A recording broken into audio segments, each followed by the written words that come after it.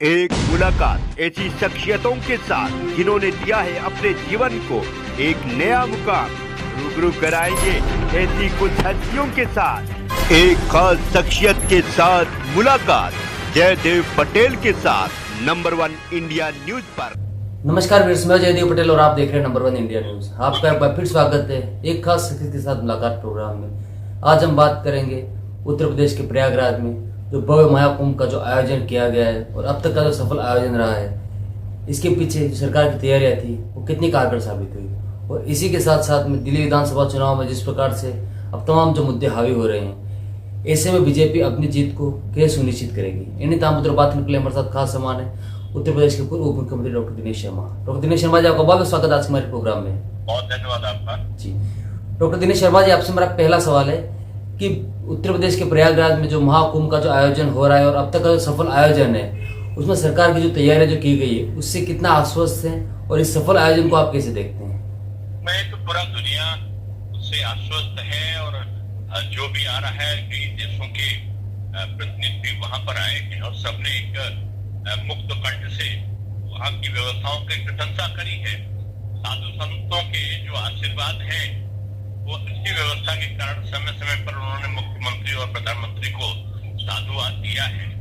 और मैं कह सकता हूँ कि ये सनातन परंपरा का चरमोत्कर्ष है और इस प्रकार से एक दिव्य व्यवस्था के अंतर्गत 40 करोड़ लोग एक साथ करेंगे, ये मैं समझता हूँ कि दुनिया के लिए भी एक बहुत बड़ा आश्चर्य के अलावा और कुछ नहीं होगा। और मैं कह सकता हूँ कि जिस प्रकार से वहां पर जो सम्मेलन चल रहे हैं, चाहे वो धर्म संसद हो, चाहे वो ज्योतिष सम्मेलन हो, चाहे विभिन्न विषयों पर परिचर्चाएं हो या साधु संतों के शिविर में उनके दर्शन का लाभ हो, एक सनातन परंपराओं का जो हजारों वर्षों से चलती आ रही है उसको सुदृढ़ करने का मैं समझता हूँ कि इससे बड़ा उपक्रम और कोई नहीं हो सकता। और जो सबसे बड़ी बात इस कुंभ की है कि इसमें जो नहाने वाले लोग हैं, जो इसमें धार्मिक अनुष्ठान में भाग लेने वाले लोग हैं, वो जाति पात के बंधन से मुक्त हो चुके हैं। आपने देखा होगा यहाँ पर कोई अगड़ी नहीं है, कोई पिछड़ी नहीं है, कोई अनुसूचित नहीं है, कोई पंडित जी या ठाकुर साहब या बनिया या अनुसूचित दलित नहीं है, सब सनातनी है। और सनातनी एक साथ मिलकर जो स्नान और ध्यान पूजन अर्चन कर रहे हैं, वो आज विपक्ष के उन बांटो कांटो डांटो आंटो वाले राजनीति करने वालों के पेट में दर्द पैदा कर रहा है। उनकी जो छदम राजनीति थी जातीयता के अंतर्गत बांटने की, धर्म के अंतर्गत बांटने की, वो आज असफल होती दिख रही है। इसलिए आपने देखा होगा कि कई राजनीतिक दलों के नेता टिप्पणी करने लगे हैं कि कुंभ में जो है वो भीड़ नहीं आई है, कुंभ में ये संख्या गलत आई है, या वो कुंभ के बजाय कहीं और जाकर स्नान करके प्रतीकात्मक रूप से उसका विरोध कर रहे हैं। कुछ इसको पाखंड और दूसरे प्रकार के जो जिनको कहना चाहिए अनुचित शब्द हैं उनसे परिभाषित करने की चेष्टा कर रहे हैं। ऐसे लोगों का दर्द केवल एक ही है कि सनातन बट नहीं पा रहा है। सनातन में जातीयता की व्यवस्था इस कुंभ मेले के माध्यम से समाप्त प्राय दिख रही है। तो ये जो है, ये चाहे कांग्रेस हो, सपा हो या दूसरे राजनीतिक दल हो, उनके लिए न केवल एक बड़ा आघात है, बल्कि उनकी छटपटाहट आज उनके बयानों से झलक रही है। और वो तरह तरह के अलंकार लगाकर जो सरकार है उसको बदनाम करने की कोशिश कर रहे हैं।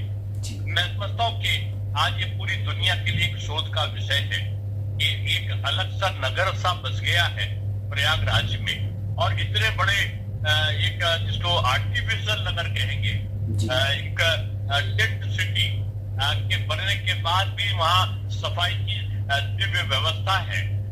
नदियों का जो जल है वो पवित्र और स्वच्छ है, और जो वहाँ पर बिजली से लेकर और कानून व्यवस्था तक की कोई भी समस्या वहाँ पर खड़ी नहीं हुई है। आज ट्रेन और जहाज का एक बहुत बड़ा केंद्र वो बना है। और मैं कह सकता हूँ कि लोग बोलते थे कि योगी बाबा को बुलडोजर बाबा, अब इस कुंभ के बाद लोग इनको अंश प्रबंधन बाबा भी बोलने लगेंगे। आईपीएल की जो इनकम है उससे ज्यादा इनकम केवल कुंभ से होने वाली है। और जो आपके विभिन्न प्रकार के और कृत्य हुआ करते थे, उनसे आज जो धार्मिक पर्यटन है वो आज उत्तर प्रदेश सरकार का प्रमुख आय का केंद्र बन गया है। आज काशी बाबा विश्वनाथ में आज कॉरिडोर बनने के बाद मैं समझता हूँ कि 50 गुना से ज्यादा संख्या वहाँ बढ़ चुकी है। आज वो होटल व्यवसाय पनप रहा है, आज रेस्टोरेंट पनप रहे हैं, आज इंफ्रास्ट्रक्चर ठीक होने से आज जो ट्रांसपोर्टेशन का जो आगम है वो बढ़ा है। और मैं समझता हूँ कि हर तरीके के लोगों को प्रत्यक्ष रोजगार मिले हैं। वही स्थिति अयोध्या में, वही स्थिति आज विंध्याचल में, और वही स्थिति भविष्य में जो मथुरा और मथुरा के साथ साथ जो नैमिषारण्य है उसमें वही स्थिति आने वाली है। चित्रकूट में भी जाने वालों की, धार्मिक पर्यटन वालों की संख्या बढ़ी है। यानी अर्थ प्रबंधन भी और धार्मिक आस्थाओं का अनुपालन भी, ये एक बड़ी घटना मैं समझता हूँ कि जो उत्तर प्रदेश के जो आर्थिक प्रबंधन है $1 ट्रिलियन की इकोनॉमी की तरफ बढ़ने की तरफ ये बहुत बड़ा सहायक बन रहा है। ये अलग बात है कि हमने रीजनल ट्रेन चला दी है। ये अलग बात है कि हमारा जो हवाई अड्डा यहाँ का बन के तैयार हुआ है और उसके जो उड़ानें शुरू हो गई हैं। यहाँ का जो गौतम बुद्ध नगर का जेवर हवाई अड्डा है, तो ये 1/3 इनकम तो केवल जेवर हवाई अड्डे से होने लगेगी। मेट्रो का संचालन, रीजनल ट्रेन का संचालन, बड़े बड़े एक्सप्रेस वे, डिफेंस कॉरिडोर और जो इंडस्ट्रियल हब है IT सिटी के रूप में मैं कहूँ कि नोएडा सिटी को तैयार करना, और उसके अलावा हर 1 डिस्ट्रिक्ट 1 मेडिकल कॉलेज और 1 डिस्ट्रिक्ट 1 यूनिवर्सिटी की जो अभी कल्पनाएं हैं, ये उत्तर प्रदेश को आर्थिक रूप में उड़ान बढ़ रही है। और इसलिए कहा जा रहा है कि योगी बाबा वास्तव में धार्मिक अनुष्ठान तो करते हैं, लेकिन अनुष्ठान के साथ अभी आप देखो तो 10 लाख से ऊपर भीड़ केवल खिचड़ी खाने के लिए गोरखपुर में आ गई। तो कह सकते हैं जो लोग आते हैं वो कुछ न कुछ आय का साधन बनाकर वहाँ के लोगों को देते हैं, और अप्रत्यक्ष रूप में लोगों को रोजगार भी मिलता है, और लोग उस धार्मिक पर्यटन के माध्यम से लाभान्वित भी होते हैं। तो ये अर्थ प्रबंधन बाबा है, और मैं कहूंगा कि माननीय मोदी जी का जो मार्गदर्शन है जो वरिष्ठ नेताओं का, उसके अंतर्गत आज उत्तर प्रदेश एक शक्तिशाली, एक विकसित प्रदेश के रूप में बना है। जी डॉक्टर दिनेश शर्मा जी, अगर हम बात करते हैं महाकुंभ की, तो वहां पर कहीं न कहीं इस बार एक मांग और उठ रही है सनातन बोर्ड को लेकर के, इससे आप कितना सहमत है? नहीं, सनातन के अनुरक्षण के लिए कुछ भी किया जाए उसमें असहमत की कहाँ प्रश्न उठता है, लेकिन हर चीज की एक प्रक्रिया है, और उस प्रक्रिया के अंतर्गत स्वयं से जो रही है सनातन को सुदृढ़ करने की, वो उत्तर प्रदेश सरकार ने उसको पूरा किया है। जी डॉक्टर दिनेश शर्मा जी, RSS प्रमुख मोहन भागवत की तरफ से एक बयान दिया गया जिसमें यह कहा गया कि राम मंदिर प्रांत प्रतिष्ठा के बाद हमको सांस्कृतिक जो आजादी है वो असली तरीके से मिली है, लेकिन एक्चुअली जो आजादी हमको 1947 में मिल चुकी थी। लेकिन इस पर कहीं ना कहीं राहुल गांधी हमलावर है, उन्होंने बड़ा अटैक करते हुए ये कहा है कि यही बयान अगर मोहन भागवत ने किसी और देश में दिया होता तो ये देशद्रोह के आरोप की श्रेणी में आता है।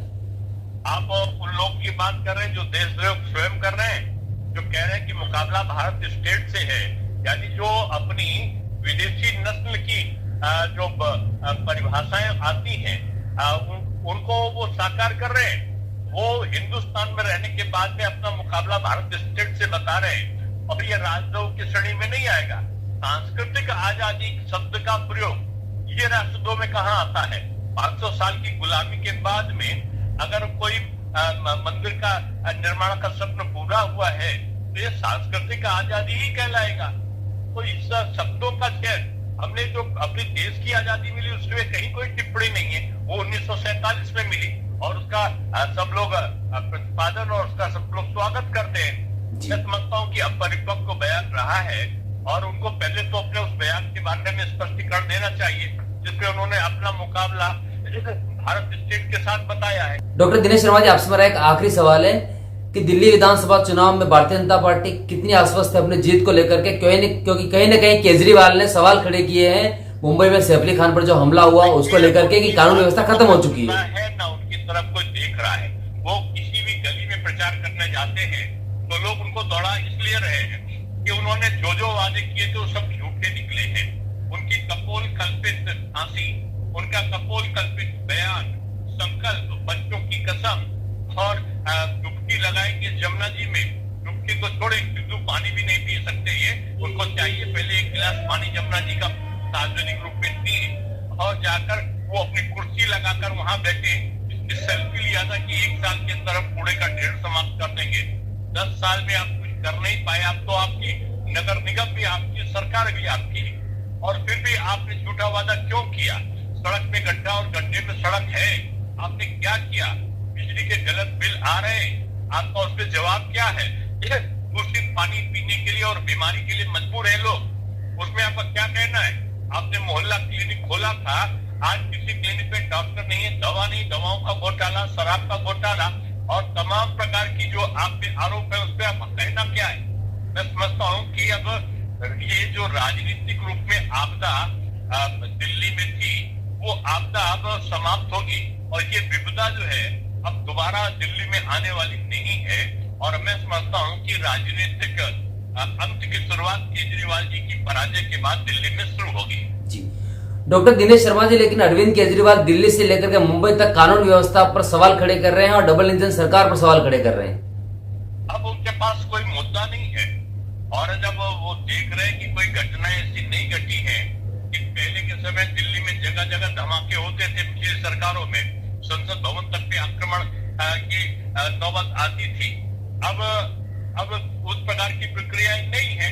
अब जो घटनाएं होती है छुटपुट नहीं होनी चाहिए, लेकिन उन घटनाओं को लेकर पूरे देश की कानून व्यवस्था को मैं समझता हूँ कि कटघरे में लाने का अधिकार केजरीवाल जी को नहीं है। जी डॉक्टर दिनेश शर्मा जी, आपने हमारे लिए समय निकाला, उसके लिए आपका बहुत बहुत धन्यवाद।